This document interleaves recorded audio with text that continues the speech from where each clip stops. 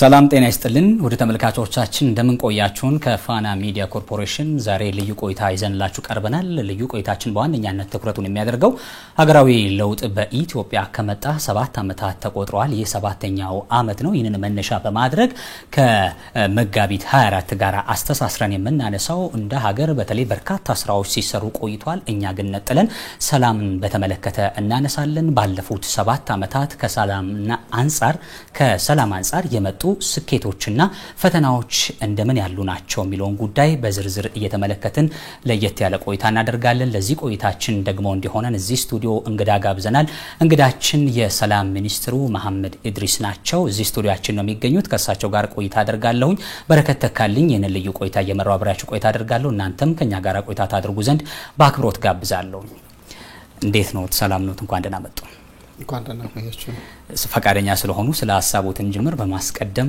አመሰግናለሁ እኔም አመሰግናለሁ ቀዳሚ ጥያቄያችን እናደርገው እንግዲህ ቀደም ብዬም ሳነሳ እንደነበረው ዋነኛው የውይይታችን መነሻና ማጠንጠኛ የሚሆነው ለ7ኛ ዓመቱን ያስቆጠረው በኢትዮጵያ የመጣውን ሀገራዊ ለውጥ የተመለከተ ጉዳይ ከሰላም አንፃር ነው ነጠል አድርገን የምናነሳው እንደው መነሻ ጥያቄያችን ይሆንና ለውጡ ሰላምን እንዴት ነው የሚመለከተው የሚለውን ጉዳይ አስቀድመን እናንሳ አመሰግናለሁ ሁሉም የህብረተሰብ ክፍላችን እንደሚመለከተው ሁላችንም በምስክርነት መናገር እንደምንችለው የዘረስ 7 ዓመት የለውጡ መምጣትን ለማብሰር ክቡር ጠቅላይ ሚኒስትር ዶክተር አብይ በበዓለ ሲመታቸው ንግግር ላይ በዋናነት ካነሷቸው ጉዳዮች አንደኛው ሰላም ነበር አንደኛ መንግስት ሰላምን የሚያይበት ሁኔታ እንደተለየ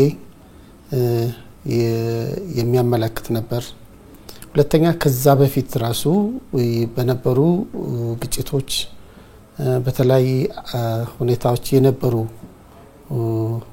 የግጭት መንስኤዎችን በንግግርና በንግግር በመፍታት ሀገርን በጋራ በአብሮነት ማሳደግ እንደሚቻል ጥሪ የቀረበበት ትልቁ መድረክ ነበር እና በዛ መድረክ ላይ ስንመለከት ሰላም ለአንድ ሀገር ብጽግና ለአንድ ሀገር እድገት ራሱ ወሳኝ እንደሆነና ለብቻ ተብሎ ሳይሆን ሰላም በራሱ እንደ ሀገር በራሱ አብይ ትኩረት ተደርጎት የሚሰራ እና ትልቅ ዋጋ ያለው ጉዳይ እንደሆነ የተመለከተበት መሆኑን እንመለከታለን ይህ በመጀመሪያ ንግግራቸው ላይ መመላከት ብቻ ሳይሆን ቀጣይ በነበሩ የፖሊሲ እርምጃዎችና አጠቃላይ የመንግስታቸው የመጀመሪያ የእርምጃ ለውጥ እንደመጣ የተወሰዱ እርምጃዎችን በሙሉ ወደ ኋላ ስንመለከት የቅርብ ጊዜ ተወስታ ነው ሰላም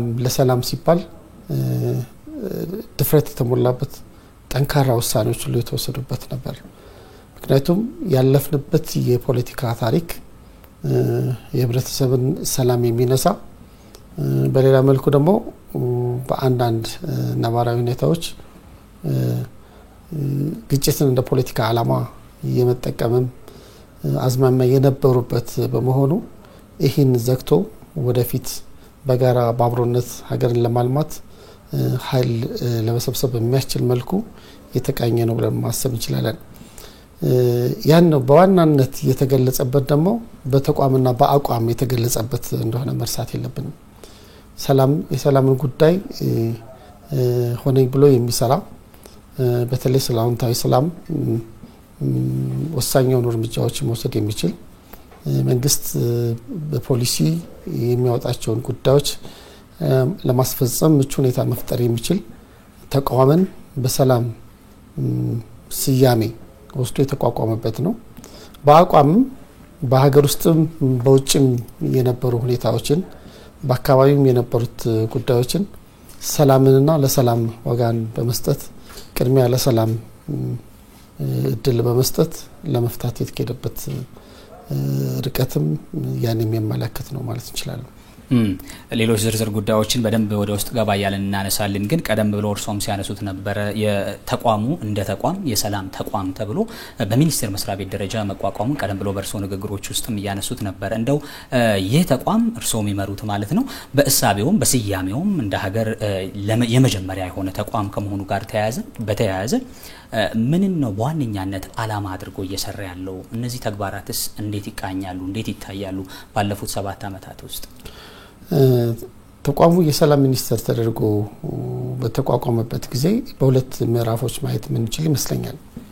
የመጀመሪያው ምዕራፍ እነዚህ የተለያዩ የጸጥታ ተቋማትን በስሩ ያቀፈ እና ሁለቱንም ኔጌቲቭ እና አዎንታዊ እና አሉታዊ ሰላም የሚባሉ ሂደቶችን አጠናክሮ ችግሮችን ሪስፖንድ ከማድረግ ጀምሮ እስከ መጨረሻው እስከ አዎንታዊ ፒስ የሚሰራ ተቋም ቅርጽ ነበረው በመጀመሪያው ሁኔታ ላይ።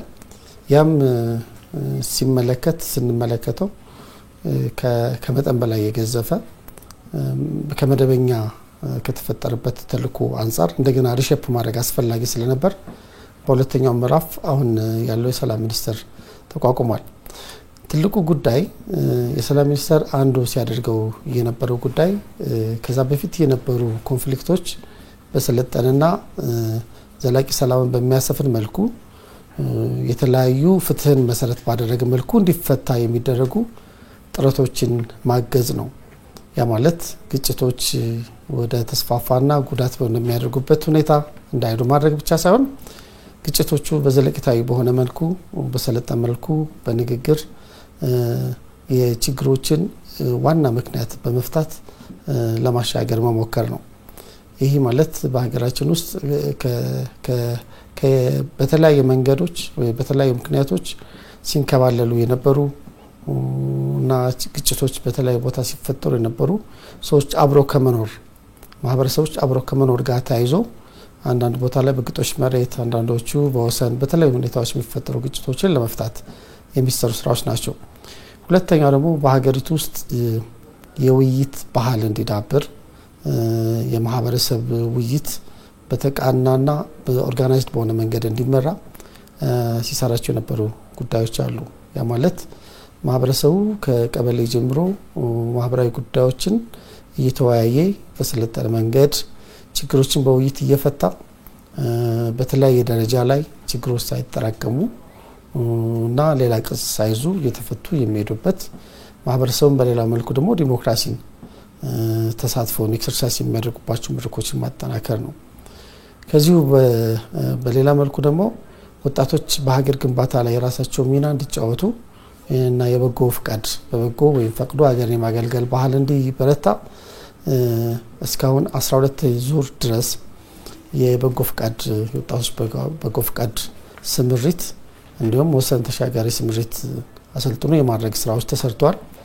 በዚህም ጥሩ የሚባሉ ውጤቶች ተገኝተዋል ማለት ይቻላል። ሌላ አሁን በሀገር ደረጃ እንደመጣው እንደ ናሽናል አይዲ የተለያዩ ስራዎች በዛ በሰላም ሚኒስቴር ውስጥ የተጀመሩ እንደሆነ ማየት የምንችልበት ሁኔታ አለ። ሌላው የምናነሳው ጉዳይ እንግዲህ ከዚሁ ከሰላም ሚኒስቴር ጋር በተያያዘ በተለያዩ ደረጃዎች የሚገኙ ዜጎች የሚያነሷቸው ነገሮች አሉ። በተለይ በአንዳንድ አካባቢዎች ላይ የሚነሱ ግጭቶችን በመመልከት የሰላም ሚኒስቴር መቋቋሙ ምን ፈየደ፣ ግጭቶችንስ መቼ ያስቆመ የሚል ጥያቄዎችን ሲያነሱ ይደመጣልና የሰላም ሚኒስቴር ሰላምን ቆጥሮ እንዲሰጥ ወይ የመጠበቅ ዝንባሌዎች ይታያሉና እነዚህ ጥያቄዎች የርሶ ምላሽ ምን አይነት ነው? አንደኛ ተቋሙ የፖሊሲ አካል ነው። ያ ማለት በሀገር ውስጥ ዘመናዊ የግጭት አፈታት ስርዓት እንዲጎለብት ቀደም እንዳልኩት የማህበረሰብ ውይይቶች እንዲዳብሩ፣ ሁለተኛ አዎንታዊ ሰላሞች እንዲጠናከሩ የሰላም ማግኘት ማለት እንዲጎለብት የሚያስችሉ ስራዎችና እርምጃዎችን መውሰድ፣ ለግጭት መንስኤ የሚሆኑ ችግሮችን መከላከል ላይ፣ በሌላ መልኩ ደግሞ በሀገራችን ውስጥ 97-98% የሚሆነው ሃይማኖተኛ ነው። የሃይማኖት ተቋማትን እርስ በርሳቸው ራሳቸው የሰላም ማዕከል ሆነው ለሀገሪቱ የሰላም ግንባታ የበኩላቸውን ሚና እንዲያደርጉ ማድረግ በየአካባቢው ያሉት ትራዲሽናል ወይም በየአካባቢው ያሉት የማህበረሰቡ ችግር መፍቻ ትራዲሽናል አይደለም በማህበረሰቡ ችግር መፍቻ ባህላዊ ስርዓቶችን እንዲጎለብቱ በማድረግ ችግሮች ሳይስፋፉ ለመፍታት እንዲያስችል የማድረግ ስራዎችን ነው የሚሰራው። በሌላ መልኩ ደግሞ የጸጥታ ተቋማት ደግሞ የተፈጠሩ ችግሮችን ማኔጅ ያደርጋሉ። ከዛ በኋላ በጋራ ሆነን የመፍታት ነገሮች ይኖራሉ። ስለዚህ የአንድ የሰላም ሚኒስትር እነዚህን ጉዳዮች በፖሊሲ በአሰራር ስርዓት በማስተባበር ከክልል የጸጥታና የሰላም ተቋማት ጋር በመቀናጀት በሀገር ውስጥ የሲቪል ሶሳይቲዎች የሃይማኖት ተቋማት በሀገር ውስጥ የተለያዩ ስራዎችን የሚደግፉ የዓለም አቀፍ ፓርትነሮችን ጥረቶችን በማሰማራት በሀገራችን ውስጥ አዎንታዊ ሰላም እንዲጎለብት የማድረግ የማስተባበር የፖሊሲ ስራ ይሰራል እንጂ እንዲሁም ከዚህ በተጨማሪ ግን ከዚህ በፊት ያሉ ግጭቶች ሰላማዊ በሆነ መንገድ በሰለጠነ መንገድ እንዲፈቱ ሂደቶችን የመጣር የማበረታታት ስራዎችን የመስራት ተልዕኮ ያለው መሆኑ ተግንዛቤ ተወስዶ በየቦታው ለሚፈጠሩ ግጭቶች የሰላም ሚኒስተር መኖሩ ይፈቷል ከሚል ምናልባት የተቋሙ ተልዕኮ በአግባቡ ካለ መረዳት የመጣ ነው ያስባል። በእነዚህ ቀደም ብሎ ባነሷቸው ስራዎች እናንተ በሰራችኋቸው ስራዎች እንደ ተቋም እንደ ሚኒስቴር መስሪያ ቤት መጡ የምትሏቸው ለውጦች እንደምን ያሉ ናቸው? እንደ ሀገር ባይ ዘ ወይ በዚህ 7 አመት ያለውን ለውጥን ወደፊት ያመጣው መንግስት ያለበት ጫና በሁሉም ተቋማት ላይ ይታያል። ማለት እንደ አንዳንዶቹ ኮንፍሊክቶች ወይም ግጭቶቹ ከዚህ በፊት በተዘሩ የጥላቻ ዘሮች ላይ የተመሰረቱ በዚህ በፊት የነበሩ ሲንከባለሉ የነበሩ ግጭቶች ሁኔታዎች አሉ። እነዚህ ግጭቶች ጉዳታቸው ወይም ቢያንስ ሰብአዊና ቁሳዊ ጉዳታቸውን እንዳያስቀጥሉ እንዳይቀጥፉ የማያዝ ስራዎች ላይ ብዙ ቦታዎች ላይ ተሰርቷል። በተለያዩ የሀገራችን ክፍሎች ላይ ከዚህ በፊት በተለያዩ ሊፈቱ በሚችሉ ምክንያቶች ግን የመነጋገሪያ ፕላትፎርምስ ባለመፈጠሩና ነገሩን በቅጡ ባለመያዛችን ባለመያዙ ሲፈጠሩ የነበሩ ግጭቶችን ማኔጅ ለማድረግ ተችሏል። ለምሳሌ አሁን በሀገራችን ውስጥ ከተወሰኑ የሀገራችን ክፍሎች ውጪ በተለይ ከዚህ የሰሜን ራሱ ማኔጅ የተደረገበት አለ። እንደዚሁ ከአማራና ኦሮሚያ አካባቢ እየተሻሻለ ከመጣው በጣም እየተሻሻለ መጣው ከአንጻራዊ ሰላም እና በጣም ማኔጅ ካደረግነው ሁኔታ ውጪ በሌሎች አካባቢዎች ለምሳሌ አክቲቭ ኮንፍሊክት የለም። ያ ማለት ሰብአዊና ቁሳዊ ጉዳት እየፈጠረ ያለ ኮንፍሊክት አለመኖሩ በስራ ውጤት የመጣ ነው። ያ ማለት በጋምቤላ ላይ የተሰሩ ስራዎች አሉ፣ በቤኒሻንጉል የተሰራ ስራ አለ፣ በአፋርና በሶማሌ የተሰራ ስራ አለ። በተለያዩ በወላይታና በሲዳማ በተለያዩ አካባቢዎች ላይ ሲታዩ የነበሩ አብሮ የኖሩ ህዝቦችን ሊያነጣጥሉ የሚችሉ ሊያዳማ የሚችሉ ክፍተቶች ጉዳት እንዳያደርጉ ሌት ተቀን በሚሰሩ ስራዎች ላይ ማስቆም ችግሮቻቸው እንዳይሰፉ በዘለቀታዊነት ለመፍታት ደግሞ እየተሰሩ ያሉ ስራዎች አሉ። በሌላ መልኩ ይሄ አሁን እየተሰሩ ያሉት የኮሚኒቲ ዳያሎጎች የበጎ ፈቃዶች የተለያዩ ስራዎች ውጤታቸው በአጭር ጊዜ ውስጥ የሚታይ አይደለም። ባህል በመገንባት በቀጣይነት ችግርን ለመፍታት ነፍጥን ወይም መሳሪያን አማራጭ እንዳይሆን በሰለጠነ መልኩ በንግግር ችግር የሚፈታበት ካልቸር ለመፍጠር ኮንቲኒዩስ የሆነ ስራ ይሰራል። ይህ የሰላም ሚኒስቴር ሚና ብቻ ሳይሆን እንደ ሀገር በተከተልነው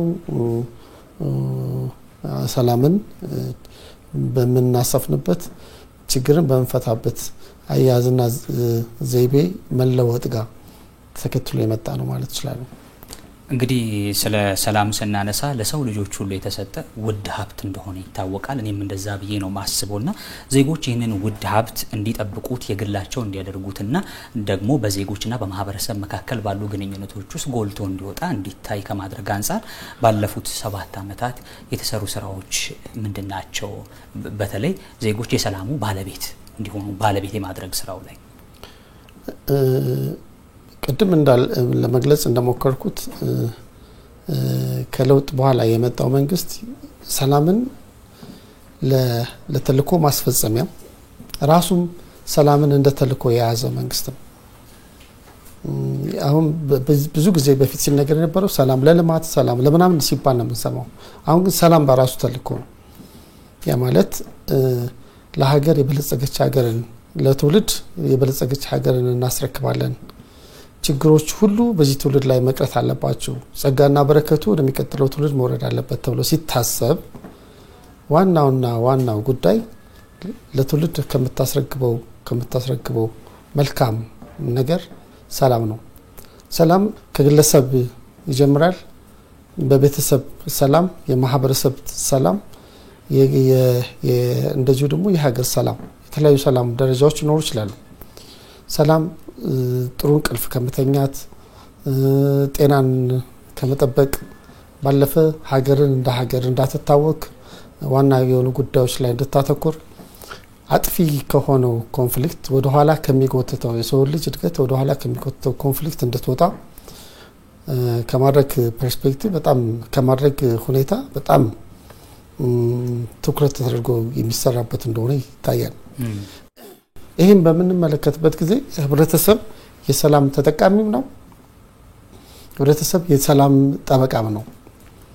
ህብረተሰቡ በሰላሙ ጠበቃ ነው ብለን ስናስብ የዕለት ተዕለት ኑሮውን ለመፈጸም የዕለት ተዕለት ህይወት የምትጠይቅህን ጉዳይ ለመፈጸም ልጆቹ ትምህርት ቤት ሄደው በሰላም እንዲመለሱ ራሱም ተንቀሳቅሶ ኢኮኖሚክ ማለት ነጋዴውም ነግዶም ለመመለስ ሰላም ቅድመ ሁኔታም ነው አስፈላጊም እንደሆነ ይታመናል። ትልቁ ጉዳይ ግን ይህን ሰላም በመንፈልገውና በመንጠብቀው ልክ ሰላምን የሚያውኩ ድርጊቶችና ሁኔታዎችን ደግሞ በዛው ልክ የመከላከልና ችግርን ግጭት ሳይመጣ የመፍታት ባህል እንዲጎለብት ደግሞ የማድረግ ባህላችን በጣም ሊጠነክርና ሊበረታ ይገባል። ያ ማለት ከቤተሰብ ነው ያን ባህል ማጎልበት የምንችለው መዳበር የሚችለው። ያ ሲሄድ ነው አሁን አንዳንድ የሀገራችን ክፍሎች ላይ ያሉ ግጭቶች ሊፈጠሩ የማይገባቸው ከንግግር አቅም በላይ ያልሆኑ እንደሆነ ስንመለከት እርግጥ ሁሉም የህብረተሰብ ክፍል ይህ እንዲሆን የሚገባው ሚና ተጫውቷል ወይ ብለን ጠይቅ ትችላለን። ሁላችንም የድርሻችንን መውሰድ እንደሚገባን ሁሉ ማለት ነው። ያን ለማድረግ ግን ህብረተሰቡ ሰላም የጋራ ሀብታችን ነው። ሰላምን ለመጠበቅ ሁሉ ጊዜ የሰላም ሴቶችን ልንጠብቅ ይገባል የሚለውን ነገር ሊሰራበት ይገባል ብዬ አምናለሁ። ሌላው መናነሳው እንግዲህ ከርሶ ከሚመሩት ተቋም ጋር በተያያዘ ያለው ተልዕኮ አንደኛው እንግዲህ ለአካባቢያዊ ግጭቶች መንስኤ የሚሆኑ ጉዳዮችን በማጥናት በመለየት ማህበረሰቡ ወደ ግጭትና ወደ አለመረጋጋት እንዳያመራ የመፍትሄ አቅጣጫዎችን ማስቀመጥ እንደ አንደኛው ተልዕኮ ተደርጎ ከተቀመጡ ነገሮች መካከል ነውና እንደው በርሶ እና በመስሪያ ቤቱ ግምገማ በአንዳንድ ሀገራችን አካባቢዎች የሚነሱ ግጭቶችና ቀውሶች ዋና መንስኤዎች ምንድናቸው? የተቋሙ ግምገማስ የሚያሳየው ምንድነው? ይህ የግጭት መንስኤ ከህብረተሰብ አኗኗር ጋር ተያይዞ ይታያል። ለምሳሌ በአንዳንድ የህብረተሰብ ክፍሎቻችን ላይ ከግጦሽ መሬት ጋር ከወሰን ጋር ከተለያዩ ጉዳዮች ጋር የተያያዙ ይሆናሉ። አንዳንዶቹ ደግሞ ከታሪክ ከትርክት ጋር የተያያዙ ግጭቶችን እንመለከታለን። እያንዳንዱ ግጭት ጠቅለል አድርጎ በሌላው ግጭት ምክንያት አይደለም የሚነሳው። እያንዳንዱ ግጭት የራሱ ታሪክ አለው፣ የራሱ ምክንያት አለው። ወደፊት ልንፈታው ስንታገልም በጋራ ልንፈታ የምንችልባቸውን የግጭቱ መንስኤ መሰረት ተደርጎ በሚደረጉ መፍትሄዎች ነው ዘለቀታዊ ውጤት ማምጣት የምንችለው።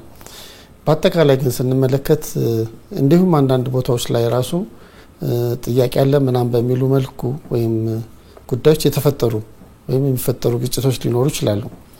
ግን ጥያቄ ያለው አካል ጥያቄውን ጠይቆ መልስ በሚያገኝበት ፖለቲካል ነባራዊ ሁኔታ በተፈጠረበት አሁን ባለው ኦፕን በሆነ የፖለቲካል ሲስተም ሰዎች በነጻነት ሀሳባቸውን ኢንተርቴን ማድረግ በሚችሉበት ሁኔታ ላይ ያንኳ መንገዶች በሚሆኑበት ጊዜ ሰዎች ሀሳባቸውን አደራጅተው ፖለቲካ ፓርቲ አደራጅተው ፈጥረው ተወዳድረው የመንግስትን ስልጣን መያዝ የሚችሉበት በር በተከፈተበት ሰዓት ወደ ግጭት ሂዶ በኋላ ቀር በድሮ ዘመን እንደሚሆነው የምትጠቀምበትን መሰረተ ልማት በማፍረስ ልጆችን ትምህርት ቤት በመከልከል የጤና ፋሲሊቲዎችን በማጥፋትና ህጻናት ክትባት እንዳያገኙ በማድረግ የፖለቲካ ፍላጎትን ለማስፈጸም የሚያስገድ አካሄድን ጀስቲፋይ የሚያደርግ ምክንያት አላገኘም። ምክንያቱም የሚነሱ ማንኛውም ጉዳዮች ከንግግር አቅም በላይ ናቸው ብዬ ፐርሰናሊ ስለማላምን ማለት ነው። ቀደም ብለው እርሶም ሲያነሱት ነበር በተለይ ደግሞ ከክልሎች ጋራ በትብብር ከፌደራል የጸጥታ ተቋማትም ጋራ በጋራ በቅንጅት እንደሚሰሩ እንደ ተቋም ያለ ግንኙነት እንዳለም ጭምር ያንንም ላይ የነበሩ ብዥታዎችን ለማጥራት ቀደም ብለው የተለያዩ ሀሳቦችን ሲያነሱ ነበር። የኔ ጥያቄ ሰላምን ለማስጠበቅ እነዚህ አግባብነት ካላቸው የፌደራልና የክልል መንግስታት ጋራ በመተባበር ምንድነው እየተሰራ ያለው? በተለይ ደግሞ ከክልል መንግስታት ጋራ ያላችሁ የቅድመ ማስጠንቀቂያ ስርዓት ምን ይመስላል? ባይዘው ዜና የሚሆኑት የተፈጠሩ ኮንፍሊክቶች እንጂ የቀሩ ኮንፍሊክቶች ዜና ስለማይሆኑ ኤፈርቶቹ ላይታዩ ይችላሉ። ተቋሙ አንዱ ከሚሰራባቸው ጉዳዮች የቅድመ ግጭት ማስጠንቀቂያ ስራዎች ላይ ተኩሮ መስራት ነው። ይህን ለማድረግ የሚያስችለው ከአካባቢዎቹ ባህሪ፣ ታሪክ እና ከዚህ በፊት ከነበራቸው እና አሁን ካለው አውድ ጋር በመነሳት የቅድመ ግጭት ማመላከቻ ኢንዲኬተሮች ለምተው ከየና ህብረተሰቡ ደግሞ በቀጥታ ስልክ የሚሳተፍበት ፕላትፎርም ተፈጥሮ በየአካባቢው የግጭት ምልክቶች በሚታዩበት ጊዜ ግጭት ሊፈጠር የሚችሉ ምልክቶች በሚኖርበት ጊዜ ታይምሊ ኢንተርቬንሽን እየተደረገባቸው ግጭት ሳይፈጠሩ ማቆም የቻሉ ጉዳዮች ወይም እንዳሉ እናውቃለን። ይህን አቅማችን ለማጠናከርና በቴክኖሎጂ ለመደገፍ አሁን ተቋሙ በጣም እየሰራ ነው ያለው። ምክንያቱም በግጭትም ልክ በሌሎች ዘርፍ እንደምንለው መከላከሉ በጣም አትራፊ ስለሆነ ሰብአዊና ቁሳዊ ጉዳት ከመምጣት በፊት መከላከሉ ላይ ማተኮር ስለሚሆንብን ከክልል የአስተዳደርና ጸጥታ ዘርፎች ጋር ያለን ግንኙነት ከፌደራል የጸጥታ ተቋማት ጋር ያለን ግንኙነት በጣም ጠንካራ ቅንጅት ነው ያለው። ያ ማለት ችግሮች በሚፈጠሩበት ጊዜ በጋራ አብረን ኢንተርቪን እናደርጋለን።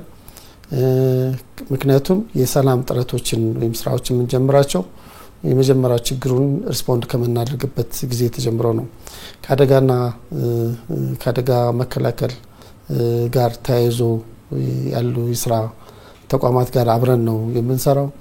በዘርፉ ካሉት የሲቪል ሶሳይቲዎች ጋር ተቀናጅተን እንሰራለን እና በሆሪዞንታልም ማለት በጎንዮሽም እንደገና ደግሞ በፌደራልና በክልል ተቋማት መካከል ያለው ትስስር በመርህ ላይ የተመሰረተና ሰላምን በማጽናት ላይ የተመሰረተ ከፍተኛ የሆነ መደጋገፍ ነው ያለው። በክልሎች መካከል የሚፈጠሩ ችግሮችን ለመፍታት ከፌደራል ከሚመለከታቸው አካላት ጋር በቅንጅት የክልሎችን መንግስታት በጉዳዩ ላይ አዎንታዊ ኮንትሪቢዩሽን እንዲያደርጉ በማድረግ ለመፍታት የምንሄድበት ርቀት ከፍተኛ ነው።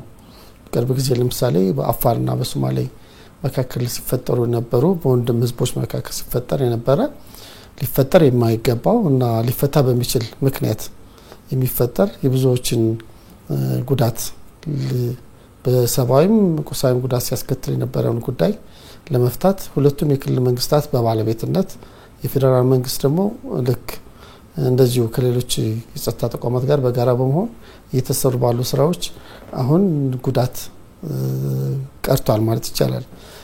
ቀጣዩ ስራ ጉዳዩ መንስኤ የሆኑትን ዘለቂታዊ መፍትሄዎችን ለዘለቂታዊ መፍታት የሚሉት ጉዳዮች ናቸው። ስለዚህ ቅንጅቱ አለ። በቅንጅቱ በመከላከል ላይም አለ፣ ግጭትን በማስተዳደር ላይም አለ። ግጭቱን በዘለቂታዊ በመፍታትና ዘላቂ ሰላም በማስፈን ደረጃ ላይ በጋራ አብረን የምንሰራ ይሆናል ማለት ነው። ምን ያህል ውጤታማ እያደረጉን ነው ዘላቂ ሰላምን በየአካባቢው ከመትከል አንፃር? እነዚህ ግንኙነቶች ተቋም ለተቋምና ከፌደራልም ከክልል መንግስታትም ብቻም አይደለም ክልሎች እርስ በርሳቸውም ግንኙነት እንዲያደርጉ ከማድረግ አንፃር እየተሰሩ ያሉ ስራዎች ምን ያህል ውጤታማ እየሆኑ ነው? በክልሎች መካከል የሚኖረው ግንኙነት በፌደራል ስርዓት ውስጥ የተቀመጠው መርህ እንደተቀመጠው ሆኖ ገዢ የሆነ የህግ ማዕቀፍ አልነበረም። ከፌዴሬሽን ምክር ቤትና በሰላም ሚኒስቴር በቅንጅት በመስራት ግን የአይጂአር ህግ እንዲኖር ተደርጓል። ያ ማለት ኢንተር ገቨርንመንታል ሪሌሽን ገቨርን የሚያደርግ ወይም በመንግስታት መካከል ያለውን ግንኙነት በህግ ማዕቀፍ መግዛት የሚያስችል ማለት ነው። ያ ማለት ለምሳሌ በፌደራል መንግስቱና በክልል መንግስታት መካከል ያለው ቅንጅት በህግ የተገዛና በስርዓት በጋራ ችግርን የሚገመግሙበት በጋራ ችግርን የሚፈቱበት እና በጋራ መልካም ነገር የሚያቅዱበት እንዲሆን ማድረግ ነው።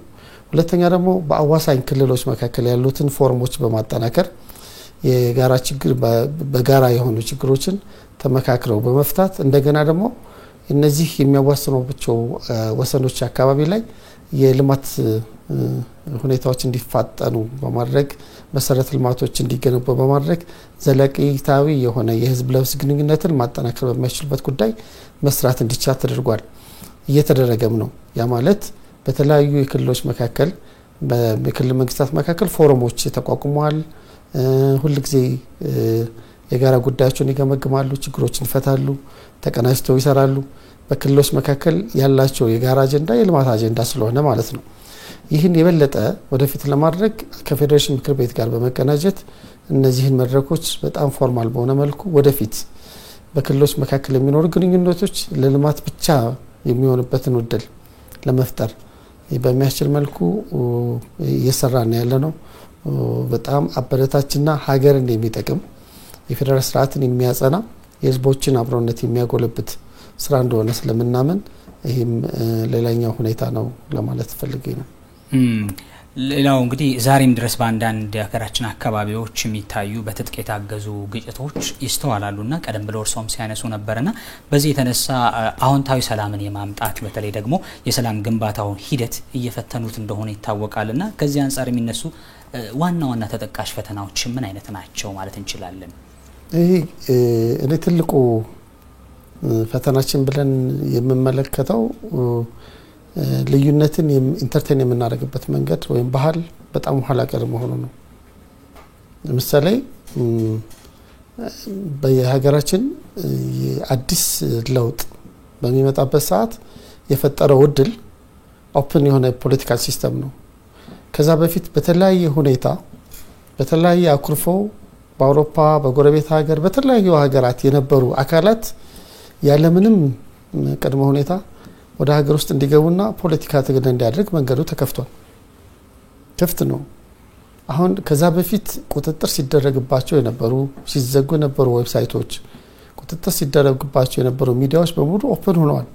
ያ ማለት ሐሳብን ወደ ሐሳብ ገበያ አውጥቶ መሸጥ የሚቻልበት እድል አለ።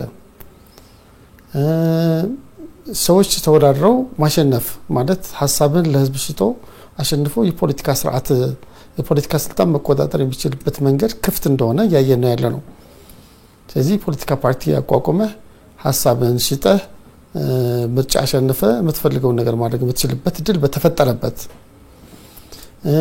ችግሮችና ሁኔታዎችና ልዩነቶች በሚኖርበት ጊዜ አስፈላጊ የሆኑ የህግ ስርዓትን ተጠቅመህ ወደፊት ፑሽ ማድረግ የምትችልበት እድል ባለበት ሁኔታ ባልተዘጋበት ሁኔታ ማቅረብ አይቻልም ባልተባለበት ሁኔታ ማቅረብ ብቻ ሳይሆን ሰምቼ መመለስ ዝግጁ ነኝ የሚል መንግስት ባለበት በዚህ ወቅት ከመንግስት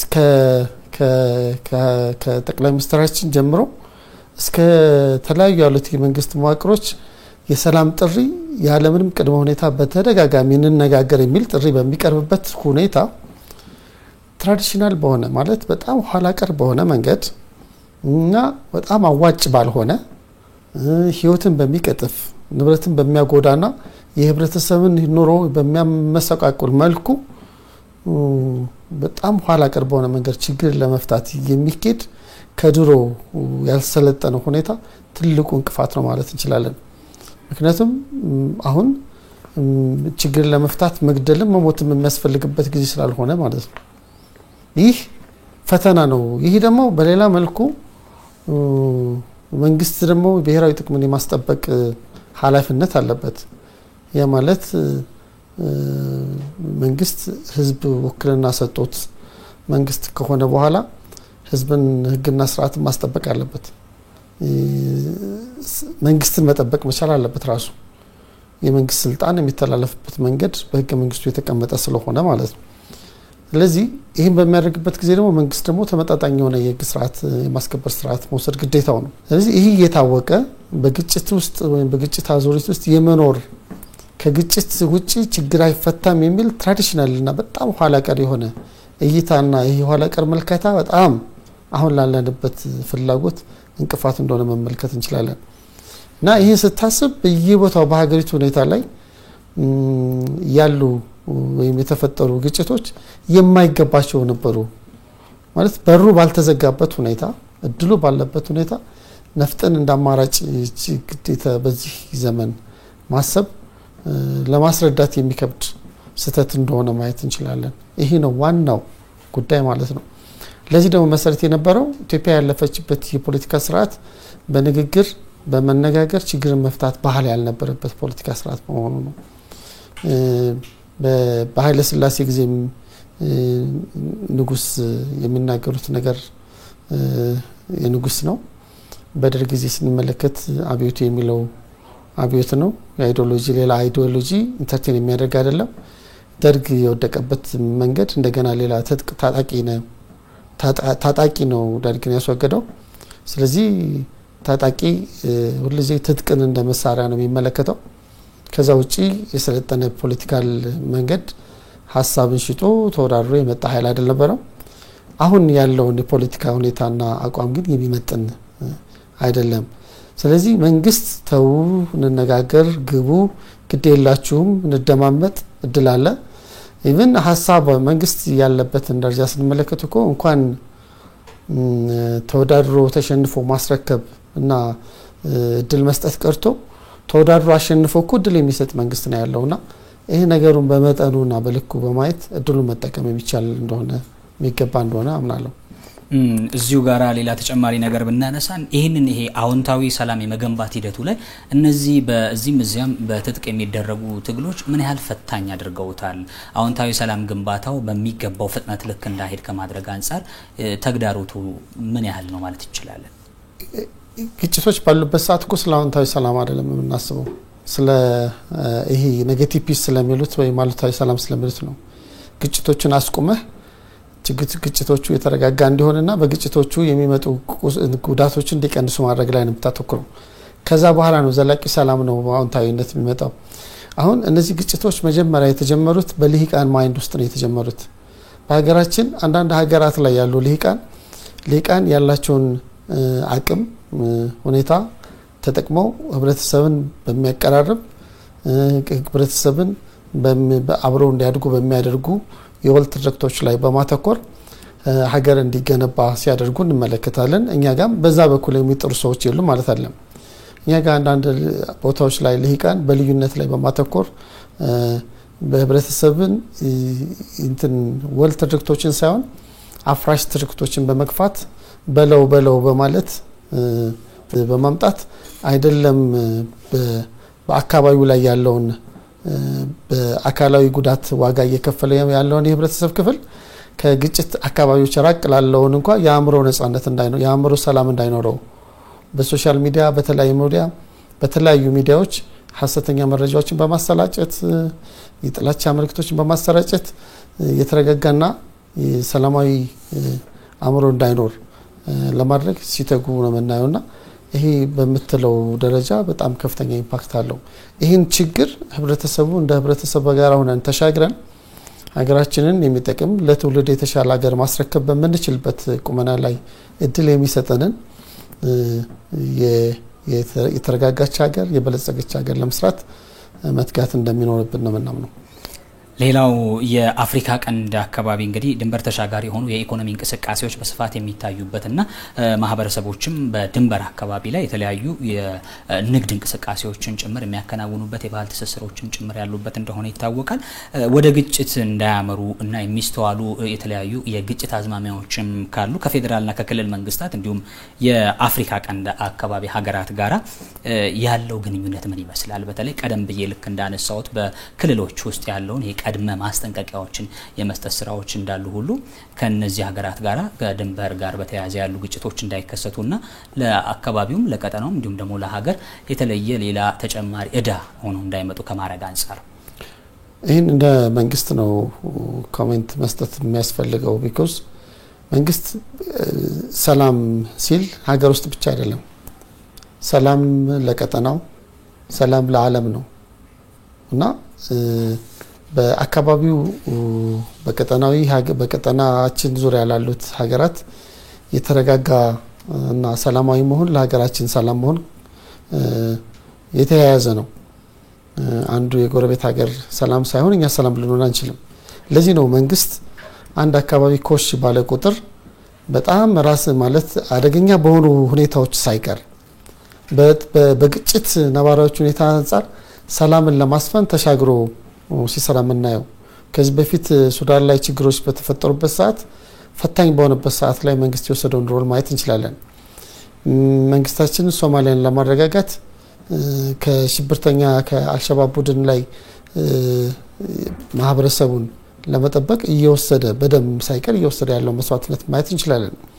ከሌሎች ከጎረቤት የሀገራት ጋር በጋራ በመቀናጀትና እንደ አካባቢ ጠንካራ ማለት የትስስር ፕላትፎርም የሆነውን ኢጋድን እንደ ኢንስትሩመንት በመጠቀም አካባቢው ሰላም እንዲሰፍን እንዲረጋጋ መንግስት ከፍተኛ ጥረት እያደረገ ነው ያለው። ምክንያቱም ጎረቤቶቻችን ከተረበሹ እኛም መረበሻችን ስለማይቀር ያ ማለት ቦርደር ሴኩሪቲ ችግር በሆነበት ሰዓት የግዛት አንድነታቸውን በመጠበቅ ችግራቸውን በመነጋገር እንዲፈቱ በሌሎች ሀገራት ጣልቃ ያለ መግባትን ፖሊሲ ባከበረ መልኩ ወንድም የሆኑ የቀጠና ህዝቦች ሰላም ውሎ ሰላም እንዳይሩ መንግስት ሲተጋ ነው የምናየውና በአካባቢው የመንግስት ሚና ሰላምን የማስፈን እና ሰላምን ጥብቅና የመቆም እንደሆነ ማየት እንችላለን። በዚህ የተገኙ ለውጦችና ውጤቶች አሉ፣ የቀሩ ማስቀረት የተቻሉ ስራዎች አሉ። በተለይ ወደ ግጭት ሊያመሩ የሚችሉ ነገሮችን ከማስቀረት አንፃር ቀደም ብለው እርሶም ሲያነሱ ነበር ዜና ሊሆን የሚችለው ነገር ግጭቱ እንጂ ከግጭት መለስ የነበሩ ስራዎች የተሰሩ ስራዎች በስፋት ገበያው ላይ ወይም ደግሞ ሚዲያው ላይ እድል ሲያገኙ አይስተዋልና ብናነሳቸውና ብናልፍ በሀገር ውስጥ ቅድም እንዳልኩ ነው ያ ማለት ከተወሰኑ የሀገራችን ክፍል ውጪ ያሉ አንጻራዊ ሰላሞች ዝም ብሎ የመጡ አይደሉም። የተለያዩ ተቋማት ባላቸው ድርሻ ተቀናጅተው በሰራቸው የሚመጣ ነው። በሪጂናል ላይ ስንመለከት ሶማሌ እንደ ሀገር ጠንክራ እንድትቀጥል ከሚያደርጉ የኢትዮጵያ በቀጣይነት ያደረገችው ሳፖርት እንደሆነ ማየት እንችላለን። ወንድም የሆነ የሱዳን ህዝብ ችግሩን ለመፍታት በተለያየ ጊዜ የተደረጉ የሰላም ጥረቶችን ማየት እንችላለን። ሌሎች ቀጠናዊ በሆኑ ጉዳዮች ላይ ራሱ መንግስት በሰራቸው ስራዎች ችግሮች እንዳይፈቱ ከተፈቱ በኋላ ደግሞ ጉዳታቸው እንዳይስፋፋ ከዛ ደግሞ የተፈቱ ችግሮች እንዲፈቱ አክቲቭ ሚና እየተጫወተ መሆኑን እናያለን። በውስጥም መንግስት በወሰደው ኢኒሺየቲቭ በየአካባቢው ያሉት ትጥቅ ይዘው እንደ ችግርን ሲፈጥሩ የነበሩ አካላት በተደረገላቸው ሰላም ጥሪ እየገቡ ማህበረሰቡ የሰላም ባለቤት እየሆነ ሰላምን የማጽናት ስራዎች ከጊዜ ወደ ጊዜ እየተሻለ መጣው። አሁን እንደ ማህበረሰብ እንደ ሀገር እየሰከን ያለንበት ፌዝ ላይ እየደረስን ይሆናል። እቺን ጊዜ ከተሻገር ከዛ በኋላ የሰላምን ጥቅም ከምንም በላይ እያወቅንም ስለሆነ በቀጣይ የማጽናቱ ስራ ላይ ሁሉም ማህበረሰብ ሚናውን ስለሚጫወት ለልጆቻችን የተሻለችና የበለጸገች ጠንካራ ሰላማዊ የተረጋገጠ ሀገር ለመስጠት ሁሉም ሚና የሚጫወትበት ይሆናል ብያምናለሁ። የሰላም ግንባታ ሂደት እንግዲህ በመንግስት አካላት ብቻ እውን ልናደርገው የምንችል እንዳልሆነ ይታወቃልና በዚህ ውስጥ ወጣቱ፣ የንግዱ ማህበረሰብ፣ የመገናኛ ብዙሃንና በአጠቃላይ ማህበረሰቡ የነቃ ተሳትፎ የሚፈልግ ትልቅ ተግባር እንደሆነ እርሶም ሲያነሱ ነበር። ይሄም እንግዲህ ጥቅል ሀሳቡም ያንን ነው የሚያሳየውና ይህንን የህብረተሰቡን ተሳትፎ በዚህ ውስጥ የሰላም ግንባታ ስራ ውስጥ ከማሳተፍ አንፃር የተያዘው ስትራቴጂ እንደ ተቋም ምን አይነት ነው የሚለውን ብናነሳው አንዱ ትልቁ ያልከው ይሄ ሀገርን መገንባት የምንችለው ብሔረ መንግስት ማጠናከር የምንችለው የህዝቦችን አንድነት በማጎልበት ነው። ለማጎልበት የምንችላቸው ደግሞ አንደኛ የጋራ እሴቶቻቸው ላይ ተመስርተን በመንሰራቸው ስራዎች ነው። በአንድ አካባቢ ኢትዮጵያውያን ለፖለቲካል አደረጃጀት ይህ ክልል ተባለ እንጂ ሁሉም እህትና ወንድም የሆነ ህዝብ ነው ያለው። ባናናሩ በታሪኩ አንድ የሆነ ህዝብ ነው ያለው። የጋራ እሴቶች ያሉት አብዛኛው ደግሞ አማኝ የሆነ ህዝብ ነው ያለው። ቅድም እንዳልኩት ከ97% በላይ የሃይማኖት ያለው ህዝብ ነው ያለው። ይሄ የሚያመለክተው የሃይማኖት ተቋማት ተከታይ የሆነ ህዝብ ነው ያለው። ይሄ የሚያመለክተው በደንብ ሞቢላይዝ ልንጠቀማቸው የምንችል ወደ ሰላም ለበረጅ ልናደርጋቸው የምንችሉ ትልቅ ብዙ ሀብቶች እንዳሉ ነው።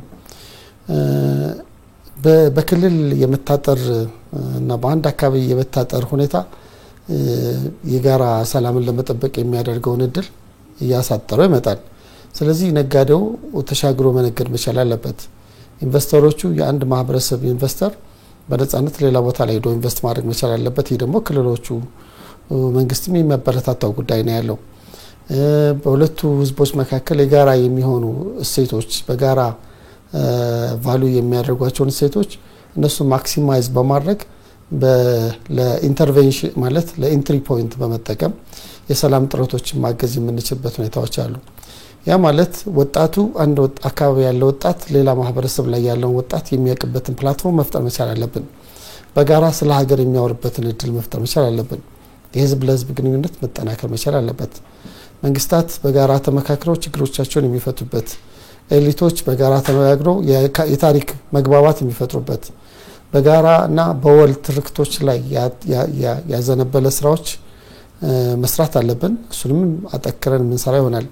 ቢኮዝ አንዳንዶቹ ኋላ ላይ ያልፈናቸው በሄድናቸው ትርክቶች አንዳንዶቹ ሆን ተብለው በተዘሩ የጥላቻ ትርክቶች ላይ ተመስርተን ዛሬ ዋጋ የምንከፍልባቸውን ነገሮች እየቀነስን እንደ ሀገር የወል ትርክትን እያጸናን መሄድ የምንችልባቸው ሁኔታዎች መፍጠር አለብን። የተለያዩ ምሁራን በዚህ ጉዳይ ላይ አበረታች የሆኑ ጽሁፎችን እንዲያመጡ፣ ጥናቶችን እንዲያመጡ እና አብሮነትን የሚያጎሉ እድሎችን እንዲፈጥሩ መስራት ይኖርብናል። ስለዚህ የሃይማኖት ተቋማት የሰላም ዋና ተጫዋች እንዲሆኑ በሰላም ጥረትን ብቻ ሳይሆን ኮንፍሊክትን በመክታት ደረጃ አዎንታዊ ሰላም እንዲሰፍንም በማድረግ ደረጃ ሃይማኖት ተቋማትን በደንብ መጠቀም የሴኩላሪዝም ፕሪንሲፕል እንደተጠበቀ ሆኖ ማለት ነው ተደጋግፎ መስራት እንችላለን። በየማህበረሰባች በኢትዮጵያ ውስጥ ከ75 በላይ የአካባቢያዊ የዳበሩ የግጭት አፈታት ስርዓቶች አሉ። እነዚህን ኢምፓወርድ በማድረግ እነዚህን በማጠናከር እና ከፍትህ ስርዓቱ ጋር በማጠናከር እና ጉልበት እንዲኖራቸው በማድረግ በህብረተሰቡ ቫልዩ በሚያደርገው መልኩ ችግሮች እየተፈቱ መምጣት የሚችሉበትን ስርዓት በመጠቀም ማምጣት እንችላለን። ከትምህርት ሚኒስቴር ጋር በመቀናጀት የሚመጣው ትውልድ ሀገሩን እንዲወድ የሰላም ቫልዩን የሰላም እሴቶችን ለማስረጽ እንዲሁ ደግሞ በንግግር ችግርን የመፍታት ባህል ከልጅነት ጀምሮ እንዲዳብር ትውልዱ ላይ መስራት ይኖርብናል። ከሚዲያ ተቋማት ጋር በመቀናጀት የሰላም ሀሳቦች ፑሽ እንዲደረጉ የሰላም ጥረቶች እንዲገፉ በተለይ ደግሞ የኮሚኒቲ ሚዲያዎችን የቋንቋ አድቫንቴጅ ስላላቸው እነሱንም ኢምፓወርድ በማድረግ የሃይማኖት ሚዲያዎች ለምሳሌ በኢትዮጵያ ውስጥ 51 ቴሌቪዥኖች አሉ። እነዚህን ለሰላም ፕላትፎርም በማድረግ የንግድና የፐብሊክ ሚዲያዎችንም በዚሁ በመጠቀም ያለንን ሁሉንም አቅም ሰላምን ለመገንባት የመጠቀም ሁኔታዎችን ይህን ደግሞ በተቀናጀና በተደራጀ መልኩ በስትራቴጂ ለመምራት እንቅስቃሴዎችን እያደረግን ያለነው። የመጨረሻ ጥያቄ ላርገው እንግዲህ ኢትዮጵያ ብዝሃ ብሔሮችና ልሳኖች ያሉባት ሀገር እንደመሆኗ መጠን በርካታ እሴቶች እንዳሉ ከመነሻችን አንስቶ እስካሁን ድረስ ቀደም ብሎም ሲያነሱት ነበርና እነዚህ እሴቶች የፖሊሲ ግብዓትና በፖሊሲ ጭምር የተደገፈ አሰራሮች እንዲኖራቸው ከማድረግ አንፃር እንደ ተቋም የተጀመሩ ስራዎች ካሉ እሱም ብናነሳ ምናልባት በዛው አያይዘው 12 ዙሮች ያክል ወጣቶችን አሰልጥኖ በበጎ ተግባር ላይ እንዲሳተፉ የማድረግ ስራዎች እየተሰሩ እንደነበረ ቀደም ብለው አንስተዋልና የተዘራውን ክፉ ዘር ከመንቀል አንፃር እነዚህ ወጣቶች ላይ የተሰራው ስራ ምን ያህል ውጤታማ ነው? ኢትዮጵያ ትልቅ ሀገር ናት። እያንዳንዱ ስራዎች እንደ ጠብታ ነው የሚታዩት። ከሌሎች ጠብታዎች ጋር ተደምሮ ነው ትልቅ ውጤት የሚፈጥሩት። በመጀመሪያ በሀገራችን ውስጥ ሺህ ዓመታት ታሪክ ያላት ህዝብና ሲባል ችግርን የመፍቻ ባህሎች ያሏት ችግርን የመሻገሪያ መንገዶች ያሉባት ቢኮዝ ከሰው ልጅ ከመኖር ጋር ታይዞ ግጭት ነበረ ወደፊትም የሰው ልጅ እስካለ ድረስ የፍላጎት መጋጨት ስለሚኖር ግጭቶች ይኖራሉ ዋናው ጉዳይ ግጭቶች እንዴት ነበር ሃንድል የሚደረጉት ሳይጎዱ እና ጉዳትን ሳይፈጥሩ እንዴት ይፈጠራሉ ብለን ስናስብ መላዎች ነበሩ መላዎቹ አንደኛ ይሄ የማህበረሰብን መሰረት ያደረጉ የግጭት አፈታት ስርዓቶች እነዚህ በደንብ በዳብረው እና ከፍትህ ስርዓቱና አጠቃላይ ኢምፓወርድ አድርገን በደንብ ልንጠቀማቸው ይገባል ሁለተኛ የሀገር ሽማግሌዎች ሽምግልናና ሽማግሌን ማጠናከር ያስፈልጋል ምክንያቱም እነዚህ ናቸው ህብረተሰብ ሚዛኑ እንዳይስት የሚያደርጉ